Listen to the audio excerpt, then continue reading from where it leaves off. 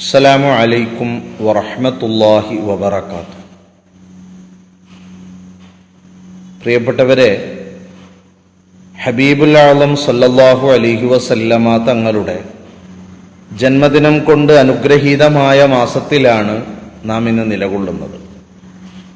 ലോകമെമ്പാടുമുള്ള വിശ്വാസികൾ സല്ലല്ലാഹു അലൈഹി വസല്ലമ തങ്ങളുടെ ജന്മദിനം വളരെ സന്തോഷത്തോടെ, വളരെ ആവേശത്തോടെ കൊണ്ടാടുകയാണ്. നമ്മൾ ഒരുപാട് അറിയാനും പഠിക്കാനുമുണ്ട് ഹബീബായ സല്ലല്ലാഹു അലൈഹി വസല്ലമ തങ്ങളെക്കുറിച്ച്. എത്ര കേട്ടാലും എത്ര പഠിച്ചാലും പൂർണ്ണമാവുകയില്ല ആ ഒരു നേതാവിനെ കുറിച്ച്.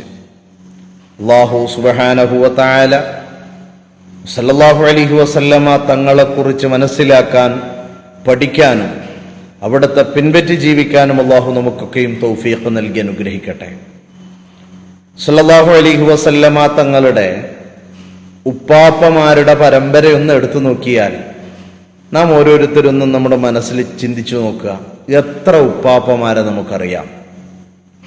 സല്ലല്ലാഹു അലൈഹി വസല്ലമ തങ്ങളുടെ കുടുംബ പരമ്പര എവിടത്തേക്കാണ് ചെന്നെത്തുന്നത്? ഓരോരുത്തരുടെ പേരും അവരുടെ ചരിത്രവും എത്ര പേർക്കറിയാം?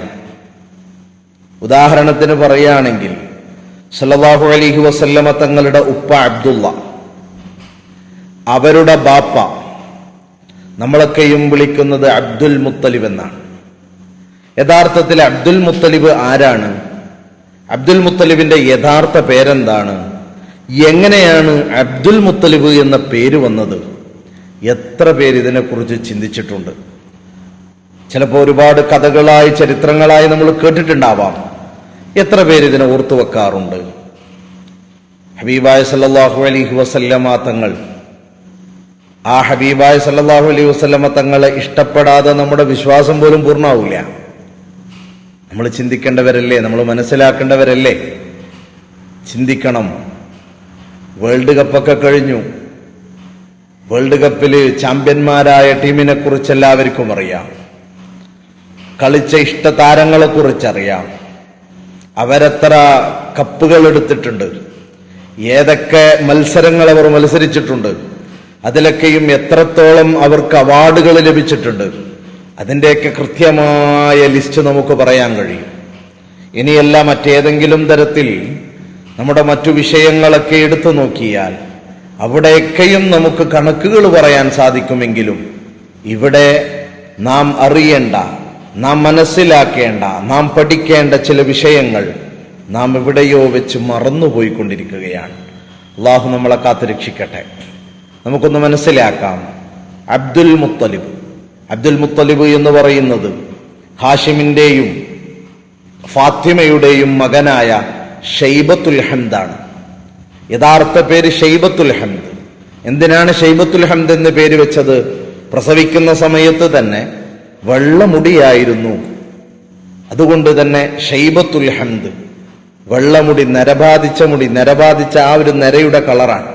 വെള്ളമുടിയാൽ സ്തുതിക്കപ്പെടുന്ന ആ ഒരു പേരിലാണ് ഷൈബത്തുൽ ഹംദിനെ അവര് ഉപ്പയായ ഹാഷിമും ഉമ്മയായ ഫാത്തിമയും പേര് വിളിച്ചത്.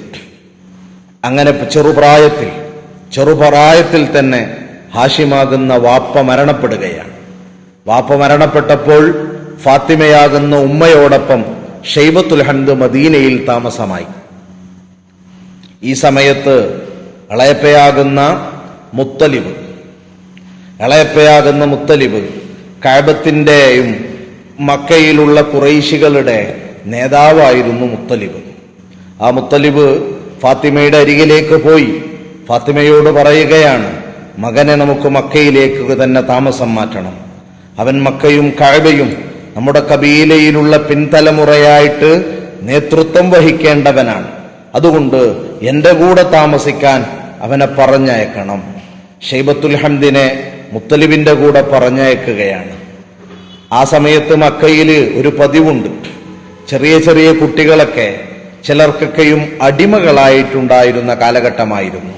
അവര് ചന്തയിൽ പോകാനും അവർക്ക് വേണ്ട അത്യാവശ്യ കാര്യങ്ങളൊക്കെ ചെയ്തു കൊടുക്കുന്നതിന് വേണ്ടി ചെറിയ ചെറിയ അടിമക്കുട്ടികൾ അന്ന് ആ കാലത്ത് വളരെ സുലഭമായിട്ടുള്ള സമയമാണ്. അങ്ങനെ ഒരു ദിവസം അബ്ദുൽ മുത്തലിബ് ഈ കുഞ്ഞുമോൻ ഷൈബത്തുൽ ഹംദ് എന്ന കുഞ്ഞുമോനെയും കൂട്ടി ചന്തയിലേക്ക്, ഒക്കാള ചന്തയിലേക്ക് പോവുകയാണ്. ദൂരെ നിന്ന് കാണുന്നവരൊക്കെയും മുത്തലിബിന്റെ കൂടെ ഒരു ചെറിയ കുട്ടി, ഇതാരാണ് എന്താണെന്നും പരസ്പരം ചോദിക്കാൻ നിന്നില്ല. അവര് പരസ്പരം പറഞ്ഞു, അത് മിക്കവാറും അബ്ദുൽ മുത്തലിബായിരിക്കും, മുത്തലിബിന്റെ അടിമയായിരിക്കും. അങ്ങനെ ആ കുട്ടിക്ക് അവരൊക്കെയും പേര് വെച്ചു അബ്ദുൽ മുത്തലിബ്, അടിമ, മുത്തലിബിന്റെ അടിമ എന്ന്. യാഥാർത്ഥ്യം ആർക്കും മനസ്സിലായില്ല. പിന്നീട് മുത്തലിബിനോട് വിഷയങ്ങൾ ആരാഞ്ഞപ്പോഴാണ്, ചോദിച്ചപ്പോഴാണ് യാഥാർത്ഥ്യം മനസ്സിലാകുന്നത്. അപ്പോഴേക്കും മക്കയിലുടനീളം ഇത് അബ്ദുൽ മുത്തലിബാണ് എന്ന് പേര് പറഞ്ഞു തീർന്നിരുന്നു. അവിടെ നിന്നാണ് ഹബീബായ സല്ലല്ലാഹു അലൈഹി വസല്ലമ തങ്ങളുടെ ഉപ്പയുടെ ഉപ്പ ഷൈബത്തുൽ ഹംദിനിക്ക് അബ്ദുൽ മുത്തലിബ് എന്ന് പേര് വരുന്നത്. ചിന്തിക്കണം, നമ്മൾ എത്ര പേര് മനസ്സിലാക്കിയിട്ടുണ്ടാകും? അങ്ങനെയാണ് പിന്നീട് അവിടെ നിന്ന് അങ്ങോട്ട് അബ്ദുൽ മുത്തലിബായിട്ട് തന്നെ അറിയപ്പെടുന്നു. അവിടെ നിന്ന് അങ്ങനെ ജീവിതം മുന്നോട്ട് പോവുകയാണ്. അബ്ദുൽ മുത്തലിബിന്റെ വിവാഹം കഴിഞ്ഞു. കഅബയുടെയും മറ്റു ഖുറൈശികളുടെയൊക്കെയും ഭരണാധികാരം, നേതൃത്വം പിന്നീട് അബ്ദുൽ മുത്തലിബിലായിരുന്നു.